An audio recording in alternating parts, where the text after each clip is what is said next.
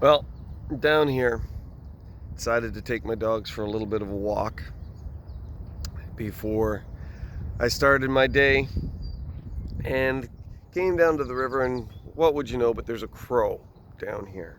Now, I realize crows have their place in the whole ecology of how we get rid of roadkill.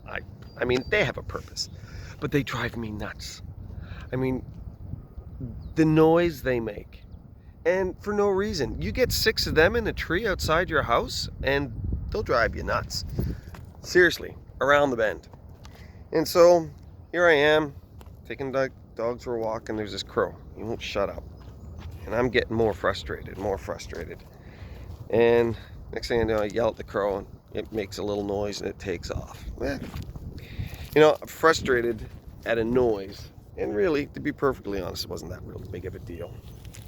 But I'm finding as I get older, my tolerance level for irritants is becoming shorter and shorter and shorter. And the problem is I don't live alone in the world. I interact with people all the time. And people can be frustrating. They can be irritating. They can be stupid. And they drive me nuts. Problem is I don't always handle it well. The Bible talks about loving your enemies, and sometimes it's a lot easier to love the extreme than it is the mundane.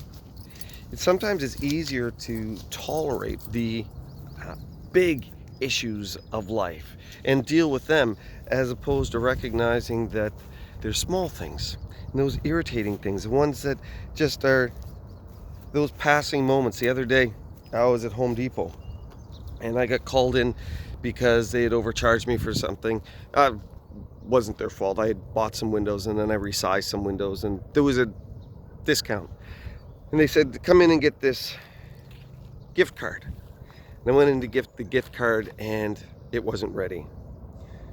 Nobody knew anything about it. So they said, come in tomorrow. I waited 2 days, went back. Still nobody knew anything about it. So now I'm wasting my time. And I got frustrated with the manager. And I don't think I handled myself that well. Actually, I handled myself quite poorly. I didn't swear or lose my temper. I was just curt. It wasn't loving. And the thing is, it's easier to diminish, well, I wasn't that bad. It's like, well, it's not a matter, was I that bad? But was I as good as God has called me to? Was I an example of Christ? No, I wasn't. Well, you know what? It's been bugging me for the last week, and I got to go back and apologize to that manager. See, when the Bible says to love your enemies and do good to those that hate you, persecute you, frustrate you, or irritate you, or are stupid around you. Because at the end of the day, you know what? One day it's going to be your turn. You're going to be the irritating one. You're going to be the frustrating one.